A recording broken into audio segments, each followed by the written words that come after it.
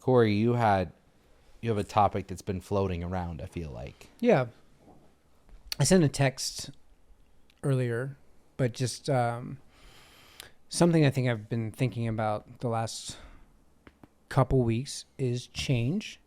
And I think it feels natural because, like, well, we could say change is coming for all of us, but like in a scenario where you're about to, for me personally, Abby and I are about to have a son. A lot is going to change. And so thinking about the process of change and what it is. And I think I also like have like a sense of like, I think I deal with change pretty well generally. Mm-hmm. Meaning like there are some people that, if they have an expectation of a thing happening and then the plans change, so that like maybe they wouldn't be described as somebody that goes with the flow super well. That's can be uncomfortable, cause anxiety, XYZ. But yeah, I've just been thinking about how we approach this thing that is inevitable. Change is always coming in our lives, positively and in a healthy way. And then thinking, I guess, about like, there are changes that we plan for, and there's also obviously changes that just kind of come out of nowhere. And what's a healthy way of walking through those situations? So thinking about having a conversation about that, one, it's like a selfish motive because I can think of a big change that's about to happen in my life. But also I think that because it's inevitable, we all deal with it, and maybe could be an interesting conversation. Yeah. I think the idea of preparing for change is really interesting because how can you do that? Like, so you're having a baby soon. Yeah. My wife and I would love to like do that someday, and it's like, here When are you're all older. the things. Yeah, it's like, here are all the things that we have to do. We have to like prepare because I think granted there are certain situations that you can prepare for, but there are things that you're not going to be prepared for. But the idea that if anything's going to happen, I have to be putting in the time now and like prepare for change. How do you actually, is that real? Because if you try to prepare for everything, the reality is that there are going to be so many things that happen to you that you would have never had the chance to prepare for. Or so how do you openly accept change? When do you rationally prepare for something, and when, because even your preparation could fall short, and then you're in a whole different situation. But yeah, and I think there's something that can be limiting because we think we have to be, again, that becomes very like self-focusing, to say like, I need to do X, Y, and Z before I can make a change. So it becomes like limiting because we won't. And I think I fall into that a lot. Like I want to have everything taken care of before I even think about making a change, because I want to be as prepared as I can be, which is not necessarily a bad thing, but it can become a non-starter. Right. I also want to say that I would put having a child or having another child in the box of like, if you are a good parent, it doesn't matter how prepared or unprepared you are, like you're going to figure it out. Yeah. Like before my first son was born, I had never changed a diaper.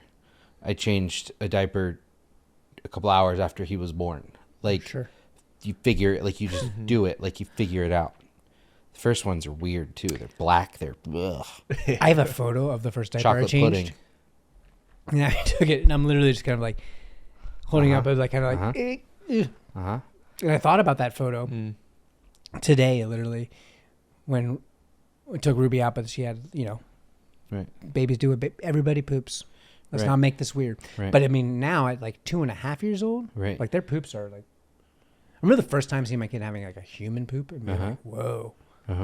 But now were you it's proud in that moment? No, I was just here like, we are. I was like, I remember the first time, because Austin is a couple years older, and talking to you, Tay, and like being like, Ruby's poops are so little right now. She's a baby. Like, this kid, like Ossie's, he's going on like, at the time in my head, I'm like, he's like a 40-pounder. Like, what kind of poops does he have? And he's like, oh. And be like, how do you even deal with that much poop? But then you just like, oh, and it's like, it's slow. You just wipe it up. And like but like even in the sense of like preparation and all these different things, like my mom also has 2 boys, right? Myself and my brother, and she was telling us leading up to Brooke giving birth of how often we would pee on her. Like she would lay us down to change our diapers and we would just pee. Right. I'm nervous about that with the boy thing. And here's what I will tell you. And so like the first month of changing Ossie's diaper, like it was, you had one prepared and then like you did the switch, right? But like neither one of them have ever peed on me. I think Brooke got peed on once. Wow. And neither one have ever peed on me. There's hope. Yeah. So like that was one of those things where it was like, peed on me. it was like, sure, be prepared for this. Yeah.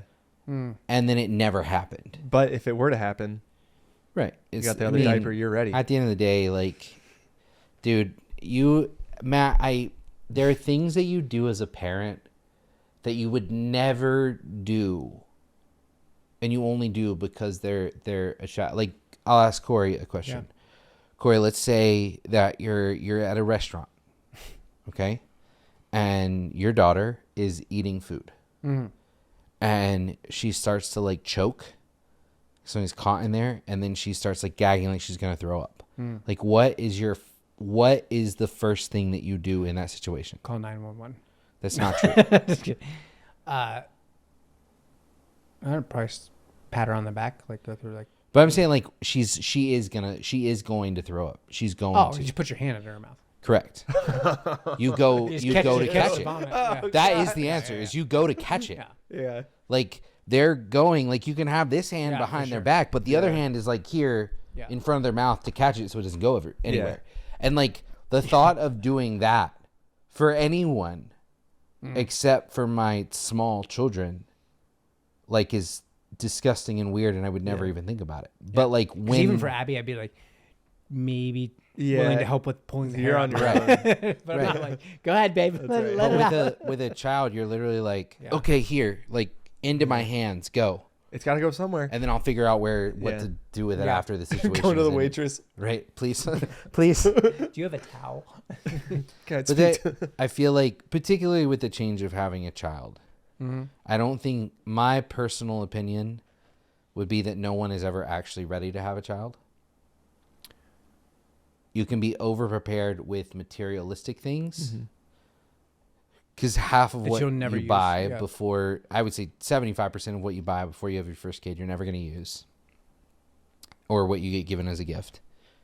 And then we have this parental instinct that kicks in the second you see your child being born. And you may not, like, you don't just get like an instant knowledge download, but you just turn into this position of like, I'm going to figure this out because this is my child I have to take care of. So my question would be like, does that apply to things outside of just our children? Like when we deal with situations, circumstances in our lives, the same way or not? I would say the answer is no. I don't know. The answer is like, we don't always apply, but why? So like if it's our flesh and blood, yes, we're going to adapt, we're going to improvise, we'll just get through it. Like you're going to, but like I don't give myself the same benefit of the doubt with a change that happens in a different circumstance.